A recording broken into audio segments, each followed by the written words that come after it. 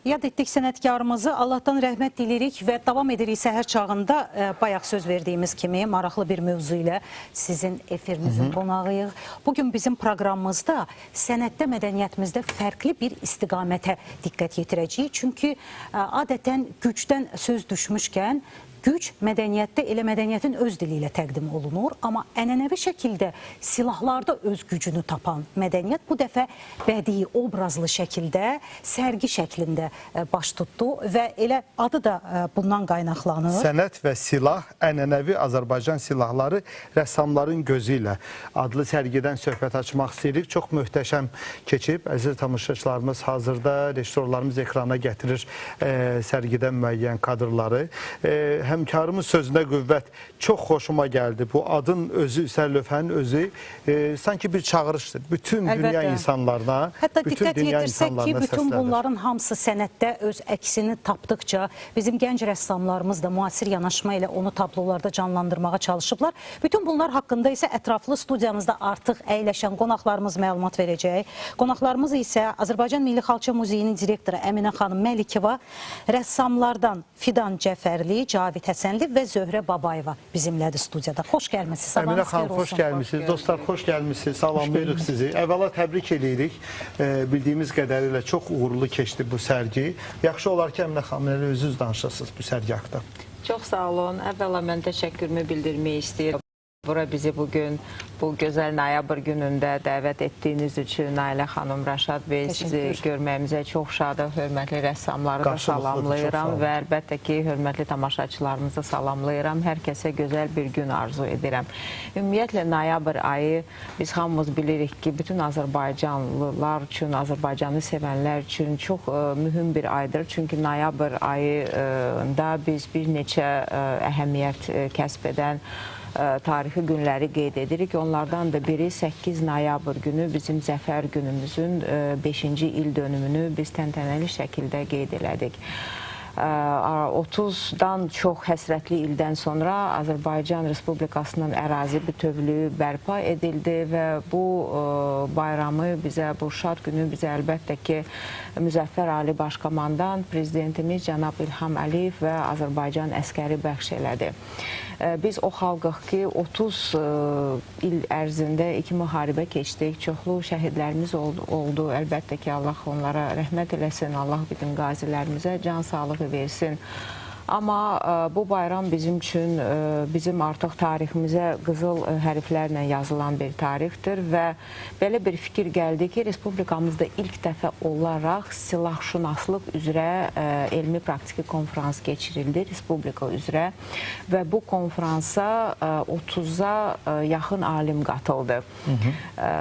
Mən çox təəccüblə fikir verdim ki, burada heç bir gender disbalansı yox idi. Bizim xanımlarımız da, alim xanımlarımız da qatıldı bu mövzuya. Bəlkə belə bir stereotip düşüncəm var idi ki, burada daha çox kişilər diqqət yetirər, amma yox, rəssamlardan da, rəssamların arasında 30-a yaxın 26 rəssam iştirak elədi, gözəl bir sərgi alındı. Onların arasında gördüyünüz kimi gözəl xanımlarımız oldu və beylər də oldu əlbəttə ki.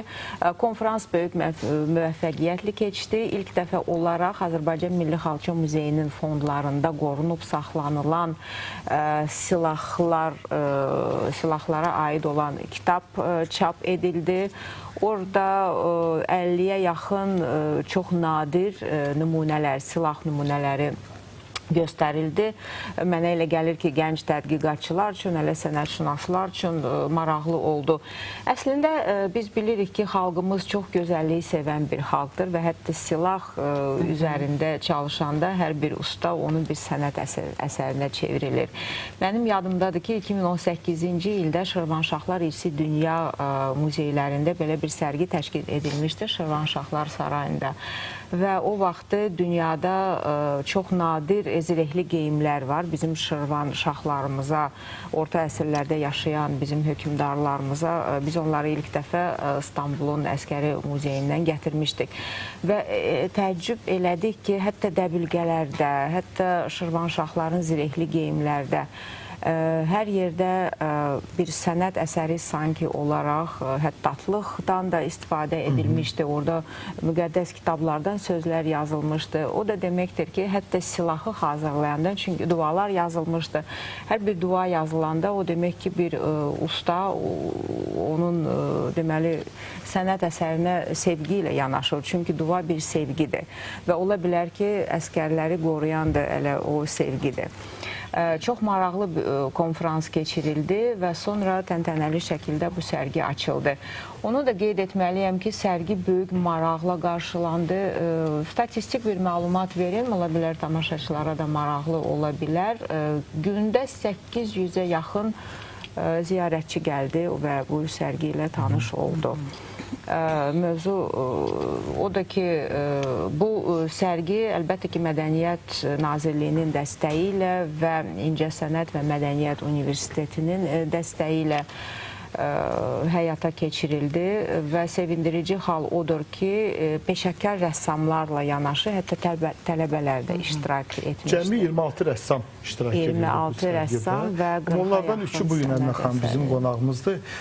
Mənim elə siz hazırlıq prosesi gedər-getməz bizi o yayına başlamazdan əvvəl bu tablo çox diqqətimi çəkdi. Mən istərdim bu tablonun müəllifini biz burada qeyd eləyək. Zöhrə xanım Babayeva. Zöhrə xanım, təbrik edirik sizi. Öz işinizdən danışardınız. Çünki burada bir çox məqamlar var. Arxada şəbəkə, silahlar, az əvvəl Əminə xanımın söylədiyi kimi bu silahda olan xəttatlıq və s. və ilaxır. İlk öncə hamını salamlayıram öz növbəmdə və onu qeyd eləmək istəyirəm ki, biz bu sərgiyə artıq uzun aylar ərzində hazırlaşdıq və seminarlar keçirildi.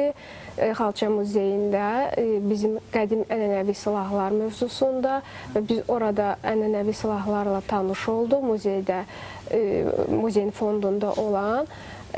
İşim haqqında onu qeyd eləmək istəyirəm ki, 19-cu əsr ənənəvi Azərbaycan silahları burada siz görə bilərsiniz. Öndə tapanca və onun qarşısında barıt qabı. Onların materialı poladdandır, üzərində isə əl işləmələridir. Rəngi də belə idi, Zöhrə xanım, qızılı rəngdə. Bəli, bəli.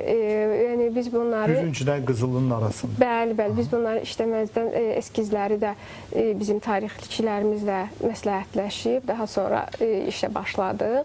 Və arxada gördüyünüz şəbəkədə eyni zamanda 19-cu əsr Azərbaycan incəsənətinə aid və bu ikisi eyni dövrləri əhatə etdiyi üçün onları öz əsərimdə sintez kimi... Rənglərin ahəngi çox möhtəşəmdir, çox. Əslində, sərgidə nümayiş olunan eksponatlar o qədər diqqət çəkəndir ki, biz tarixən bir neçə əsr bundan əvvəl müxtəlif şəxsiyyətlərə məxsus olan silah növlərinin sərgilənməsi, onların dillər əzbəri olan, məsələn, Haçalı Zülfüqar qılıncı, Şah İsmail Xətaiyə məxsus olan, yəni kəmərdir, ona bəndləşmiş silahlar. Əslində silah ədaləti bərpa etmək üçün, yəni Azərbaycan tarixində bu belə özünü biruzə verib, ədaləti, sülhü bərqərar etmək üçün və məsuliyyətdir. Hər bir əskərin əlində silah olanda o böyük bir məsuliyyətdir. Və silah təkcə yəni ölüm simvolu deyil, əlbəttə ki, silah bir yaddaşdır. Silah bir xatirədir və mən bunu da qeyd eləmək istəyərdim ki, bizim fondlarımızda qorunub saxlanılan silahlarla yanaşı, burada bizim bir neçə kolleksiyaçıların kolleksiyasında mövcud olan silahlar da göstərilmişdir. Ona görə bizim gənclərimiz üçün ola bilər ki, çox maarifləndirici bir sərgi oldu. Əlbəttə. Gənclərimiz demişkən. Gənclərimiz də öz katkıları ilə burada iştirakçı qismində olublar. Gənclər kimdən başlayaq? Buyurun. Fidan xanım, buyurun. Çox sağ olun dəvətinizə görə. Mənim üçün öz adımdan deyim, bu sərgidə iştirak etmək çox qürur verici idi ki, Azərbaycanda ilk dəfə bu mövzuda keçirilən belə bir sərgidə iştirak elədim. Sərginin mövzusu çox maraqlı idi və hal-hazırda da aktual mövzudur. Mən bu sərgidə Zirəfşan əsəri ilə iştirak eləmişdim. Zirəfşan adlı əsərlə iştirak eləmişdim. Bəli. Əsərin yaranması hardasa aylar çəkmişdi. 2-3 ay ərzində ərsəyə gəlmişdi və bu əsəri işləyərkən də öncə biz bu Azərbaycan silahları haqqında Zöhrə xanım dediyi kimi təlimlər keçmişik, seminarlar keçmişik, məlumatlar əldə etdikdən sonra əsər yaranmışdır və yaratdığım əsər üzərində Azərbaycanın silah tutan miniatür obrazları təsvir olunmuşdur. Burada da Zirəfşan əsərinin mənası isə gücün, qüvvətin simvolu kimi təsvir edilmişdir. İşin özü də məsuliyyətlidir. Çünki silahların tarixini bilmək, onların istifadə qaydalarını bilmək çox vacibdir. Cavid də bizim dəfələrlə proqramımızın qonağı olub və ümumiyyətlə rəsm əsərləri ilə hər zaman diqqət çəkib. Bu dəfə isə xanımlarımızdan fərqli olaraq bir bəy yanaşması var. Çünki silah və xanım bir qədər təəccüblü görünsə də, amma rəssamlarımız öz töhfələrini veriblər. Cavid, siz necə görürsünüz? Silahı mədəniyyətdə necə görmək olar? Əslində biz artıq ətraflı danışıldı ki, silah məsuliyyətdir, silahın istifadə olunduğu yerlər, məkanlar var. Mən də bu mənada silahın istifadə olunduğu məkana bir nümunə çəkərək, qədim dövrdə biz silahlar həm də ov üçün də istifadə olunur, amma silahın həm də simvolik mənası var, silah həm də bir xeyirxahlıq kimi də göstərilə bilər, nümunəsi kimi, xilas edici bir şey kimi də göstərilə bilər, simvol kimi göstərilə bilər və mənim kompozisiyam adlanır Cəngavərin Zəfəri. Biz burada deməli 16-cı və 17-ci əsrə aid Azərbaycan silahını görürük və fonda həmin dövrə aid, yəni 16-cı əsrin sonuna aid Təbriz miniatürünü görürük və miniatürdə biz bir ov səhnəsini əslində ov səhnəsi kimi görsənir, amma əslində orada belə deyək, əjdahanı öldürərək bir xeyirxahlıq əməli nümayiş etdirən bir cəngavəri, şər qüvvəyə qalib gələn bir kompozisiya görürük. Dediyim kimi, yəni ortaq bir silahın aid olduğu dövrü onun üçün bir məkan olaraq seçmişəm və bu miniatürü seçməyimdə də həm də digər bir səbəb, miniatür günümüzə təəssüf ki, biraz daha solmuş bir şəkildə gəlmişdi və bu da mənə imkan verdi ki, onu yenidən rəngləndirim, həm miniatürün elementləri ilə yeni kompozisiya yaradım, həm də onu yenidən rəng verərək özümdən bir şeylər qata bilim. Konsept özü çox gözəl idi, dostlar. Əminə xanım, yəni Zöhrə xanım söylədiyi kimi təqdim olunur silahlar, onlara müəyyən vaxt verilir və onlardan tələb olunur ki, bu silahları işləsinlər. Müəyyən suallarımız olacaq sizə. Bizim vaxtımız varmı Aynur xanım, əziz rejissorumuz? Çox az bir vaxt qalır əslində. Katalog haqqında danışaq. Bəli, Polad Naxışlar adlı kitab var əlimdə, əziz tamaşaçılarımız.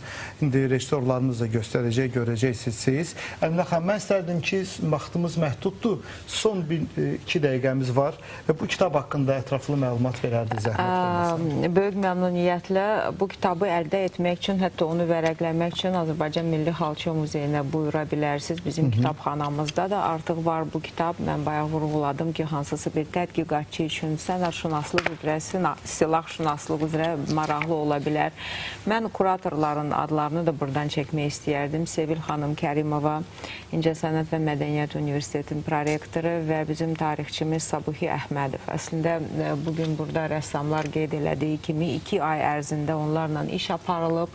Həm sənətşünaslıq baxımından, həm də tarix baxımından bu çox vacib bir məqamdır. Çünki hər bir sənət əsəri gözəl ola bilər. Amma orada həqiqət mütləq əks olunmalıdır ki, biz onu hansısa mənbələrdə sabah, illər keçəndən sonra onu istifadə edə bilək.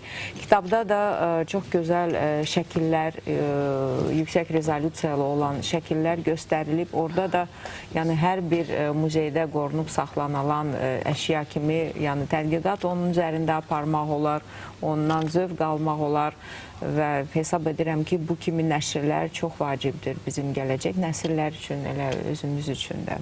Təşəkkür edirəm Əminə xanım. Sözsüz, əgər silah öz gücünü onun mahiyyətindən alırsa, amma mədəni şəkildə, mədəniyyət sahəsində silah 2 qat güclü olur və bu düşünürük ki, davamlı şəkildə olsa, Azərbaycanı hətta beynəlxalq səviyyədə təmsil edərək bunu müsabiqə hətta xarakterli elan etmək olar bu sərgini və biz dostlarımıza təşəkkür edirik. Əminə xanım, sizə təşəkkür edirik ki, səhər vaxt ayırdınız, bizimlə bərabər oldunuz. Xatırladım ki, Azərbaycanda ilk dəfə olaraq sənət və silah Silah adlı ənənəvi belə bir sərgi öz işini Bəli. yekunlaşdırıb. Silah və Bəli. sənət ənənəvi Azərbaycan silahları rəssamların gözü ilə. Axı rəssamlar dünyəvi insanlar olur.